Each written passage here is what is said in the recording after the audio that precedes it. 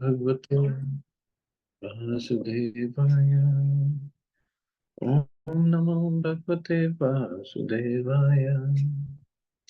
Narayanam Namaskritya Naram Chaiva Narottam Devim Saraswatim Vyasam Tato Jayam Tiriyet.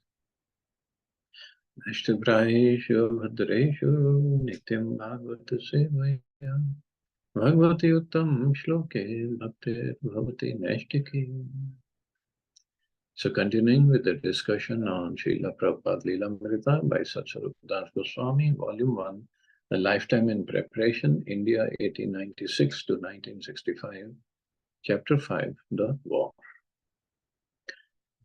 So as we were discussing how the war in Gaudiya Math broke out, two factions, and they were fighting in the court.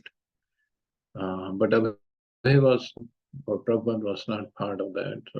He moved to Calcutta. He had a house at his place at 6 Banerjee Lane and 7 Banerjee Lane. He had his lab, and some sannyasis were staying in the rooms upstairs.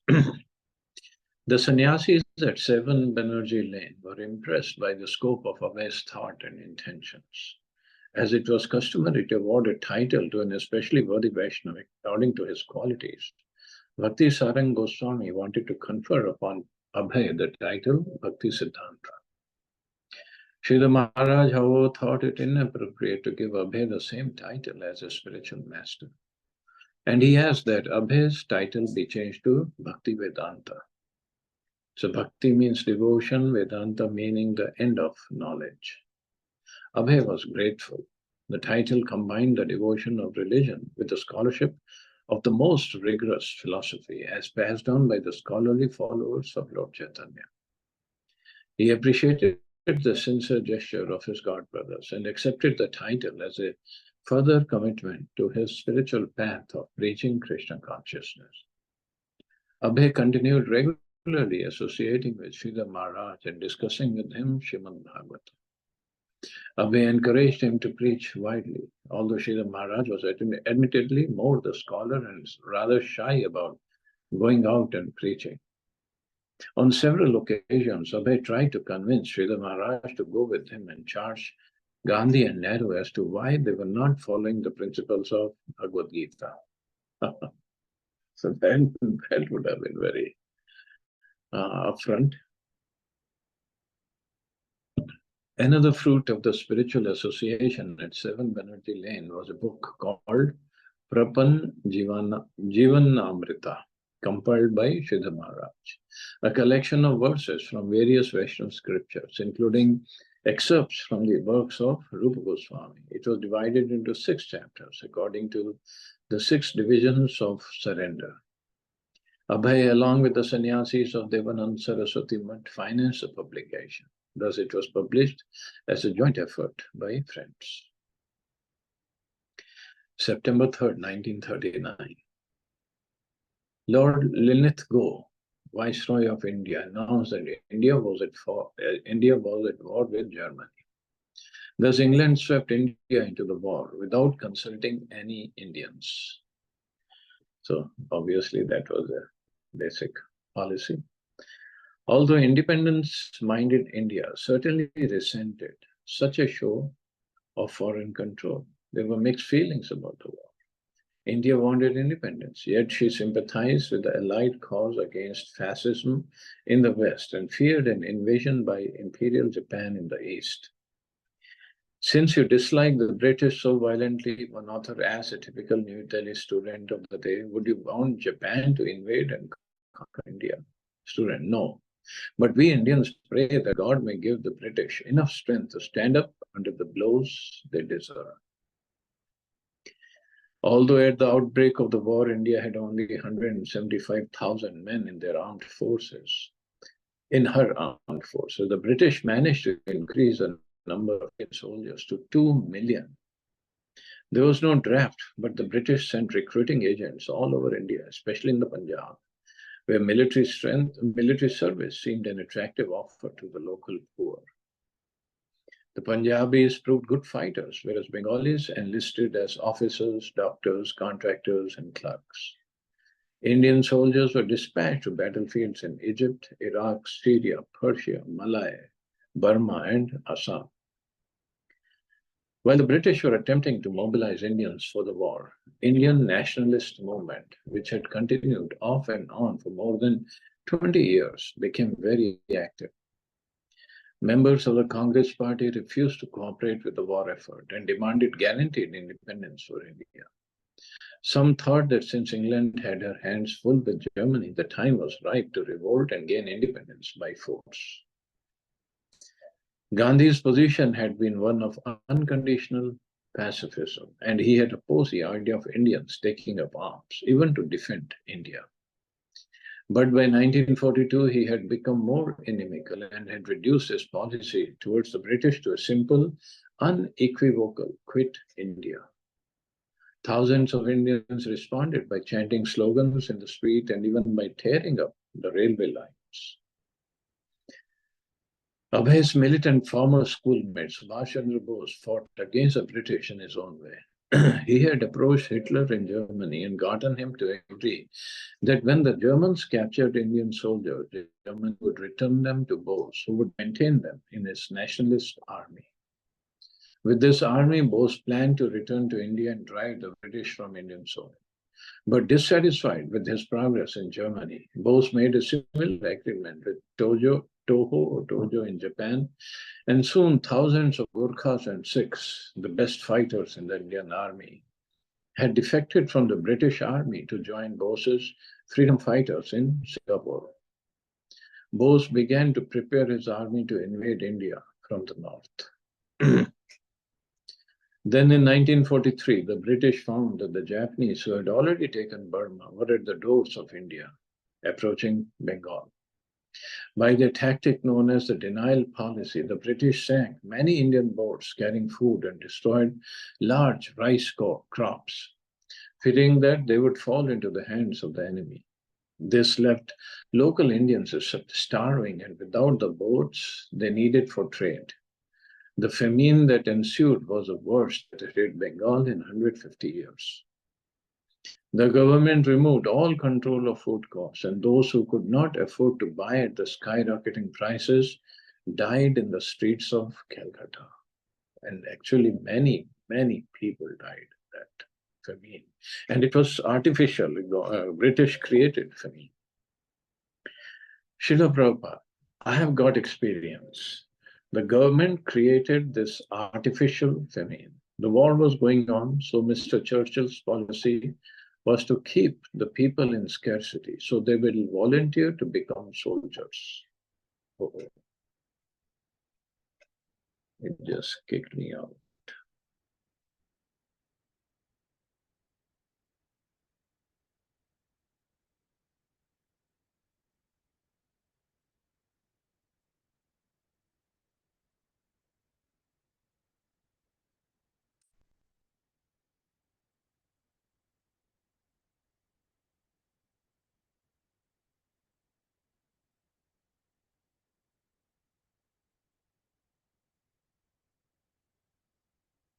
So they will volunteer to become soldiers. So this policy was executed.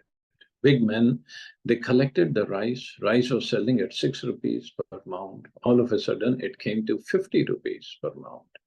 I was in the grocery shop purchasing, and all of a sudden, the grocer said, no, I'm not going to sell anymore. At that moment, the price was 6 rupees per mound. So suddenly, he was not going to sell. A few hours later, I went back to purchase, and the rice had gone up to 50 rupees per mound. The government-appointed agents began to purchase the rice and other commodities, which are daily necessities. They can offer any price because the currency is in their hands. They can print so-called papers, $100 and pay. A man becomes satisfied thinking, oh, I have $100, but it's just a piece of paper.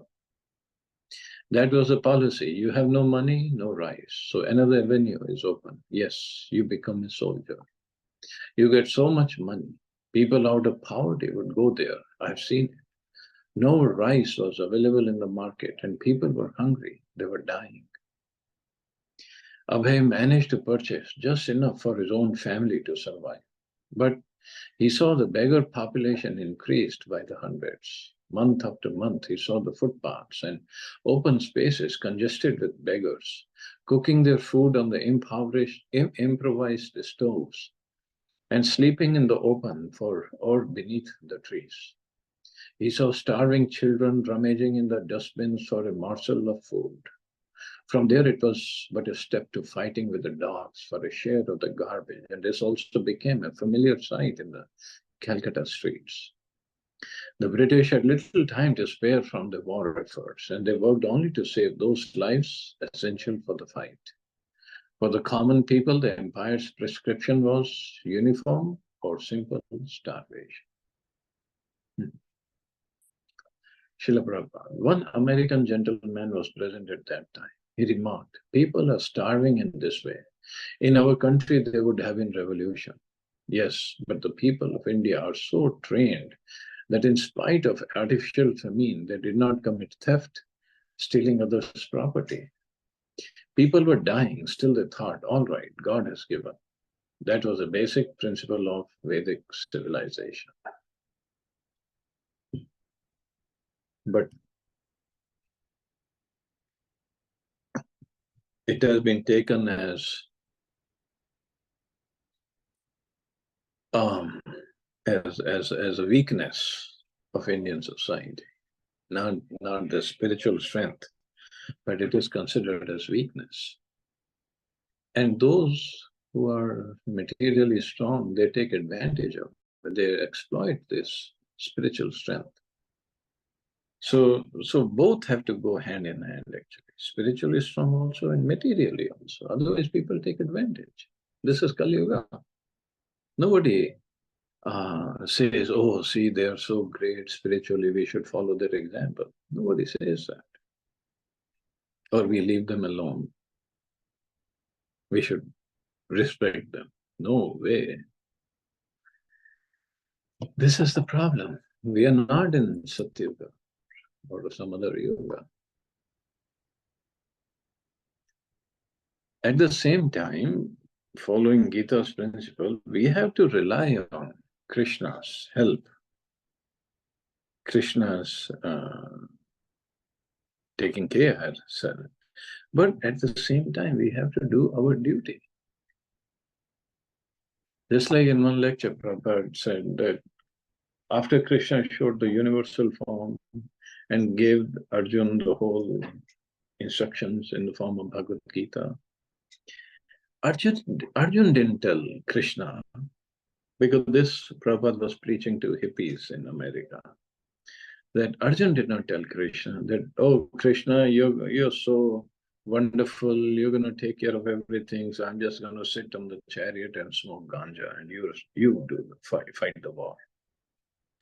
And also, Krishna did not tell Arjun, okay, Arjun, I'll take care of everything, you sit down in the chariot and smoke ganja. Because hippies were used to smoking ganja. So the point is, we have to do our duty.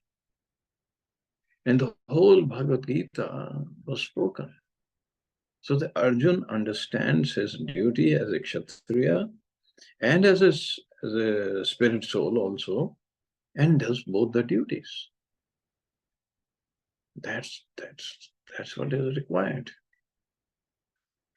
Not running away from either of the two duties.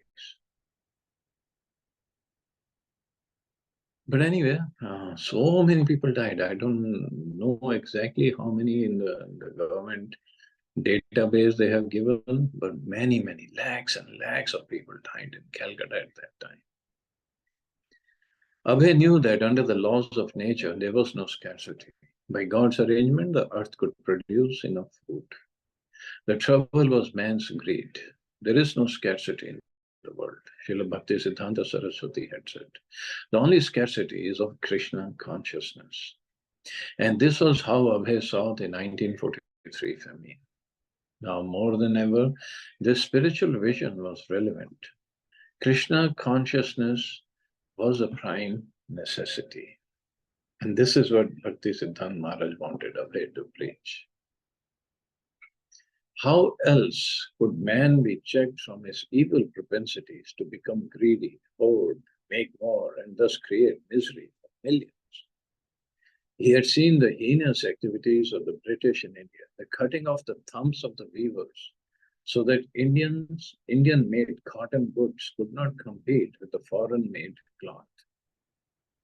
They're shooting down of unarmed innocent citizens. They're creating artificial famine. They're propagating the myth that Indian civilization was primitive. Still, he did not believe that an independent Indian government would necessarily be an improvement. So that is also true.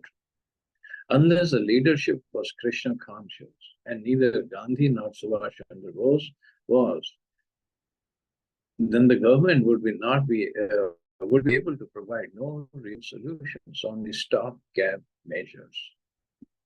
Without obedience to the laws of God, as expressed by the scriptures and sages, governments would only increase human suffering.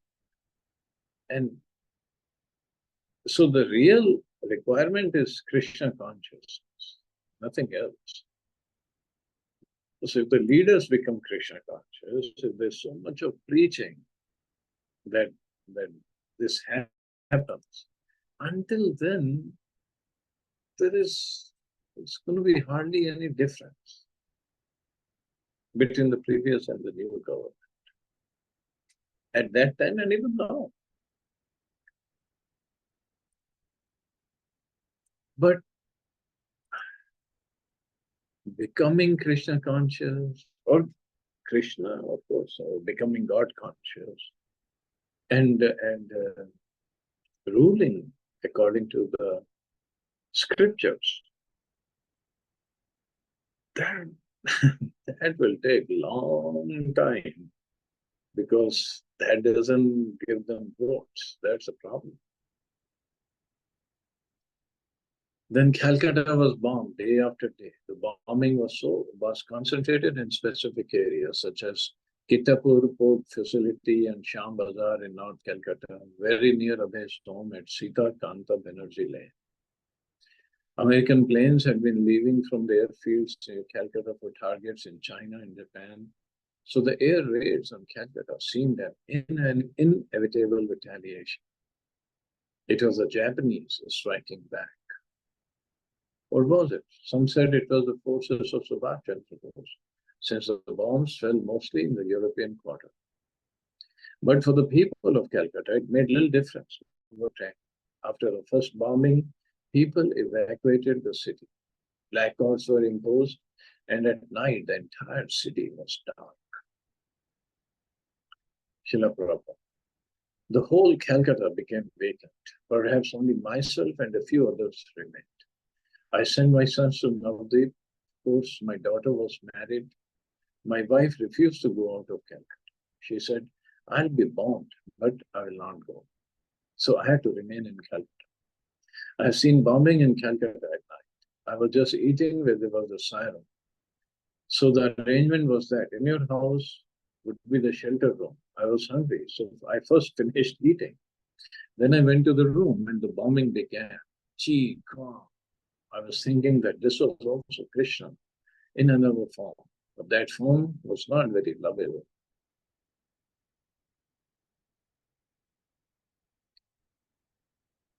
So somehow I also have experience. I was little, that 1971 war. So father was in military engineering services. So we were in Pathankot, Punjab at that time, very close to Pakistan border. So we also did this blackout. We painted our windows black. And not near our house, but little bit far away, yes, Pakistanis, they dropped some bombs. And then Indian airplanes also went after them, and then so much of fighting was going on. In the midst of these calamities, Abhay felt more than ever the need to propagate Krishna consciousness. He had something to say to the war-weary citizens of the world, and he longed for a more effective forum, a publication of some kind. a way to present the world's crisis through the eyes of scripture in the same bold style as had his spiritual master. There was no shortage of ideas, and he had been saving money from his business from this very purpose. Yet, how could he dare produce such a journal when even learned sannyasis, senior disciples of Srila Bhaktisiddhanta, were not? He never considered himself a great scholar among his godparents, although they called him Kavi and now Bhaktivedanta. As a Grihastha, he wasn't expected to take the lead or publish his own journal. But times had changed. English journal, The Harmonist, had not been published since before Srila Bhaktisiddhanta's passing away. Now almost a decade had passed, and the Gaudiya Mutt had been too busy fighting in court to consider preaching. Long gone was the tireless spirit that for 10 consecutive years had produced a daily Nadya Prakash. No longer a four separately located printing presses pumping out transcendental literature under the direction of Bhaktivinoda Thakur's empowered son. The presses had been sold by Kunja Vihari. Times had changed. The Gaudiya Mutt was only fighting while the non-devotees were killing each other in a world war. From his front room at 6 Sitakanta Banerjee, Abhay conceived, wrote, edited, and typed the manuscript for a magazine. He designed a logo, long rectangle, across the top of the page. In the upper left-hand corner was a figure of Lord Chaitanya, effulgent with rays of light like rays from the sun. In the lower right were silhouettes of a crowd of people in darkness, but groping to receive light from Lord Chaitanya. And between Lord Chaitanya and the people, the title unfurled like a banner, back to Godhead. In the lower right corner was a picture of Sri Bhaktisiddhanta Saraswati sitting at his writing, looking up thoughtfully as he composed. Above the logo ran the motto, Godhead is light, nations is darkness. Where there is Godhead, there is no nations. Below the logo were the following lines, edited and founded under the direct order of His Divine Grace, Sri Srimad Bhaktisiddhanta Saraswati Goswami Prabhupada, by Mr. Abhay Charan Day. Abhay had already gained some printing experience in connection with his business. And after completing the manuscript, he brought it to Saraswati Press, the best printers in Bengal. He also hired an agent, Calcutta's prestigious booksellers, Thakur, Spink and Company, who would take responsibility for distributing the journal to bookstores and libraries, including outlets in several foreign countries. But when he went to buy paper, he met with government restrictions. Because of the war and the subsequent paper shortage, they wanted to essay what he had written in terms of the national needs. During this time of world crisis, an ordinary citizen's religious newspaper was hardly a top priority. Abhay's request for paper was perfunctorily denied, but he persisted. He appealed that using paper to print the teachings of the personality of Godhead was not a waste and not untimely in the present troubled atmosphere. Finally, he obtained permission to print his first edition of Back to Godhead, a 44-page publication. Abhay Charan greeted his readers by defining his motto, Godhead is light, nations is darkness. When man forgets that he is son of Godhead and identifies himself with the body, then he is in ignorance. He is like a man who is very concerned with the automobile's mechanism, yet with no knowledge of the driver.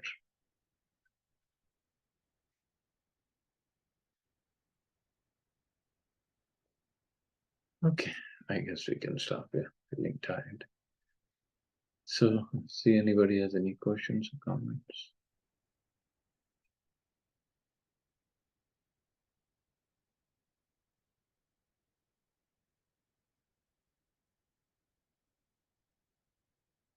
Okay, you all have a safe and wonderful day. Hare Krishna. Jai Srila Prabhupada. Hare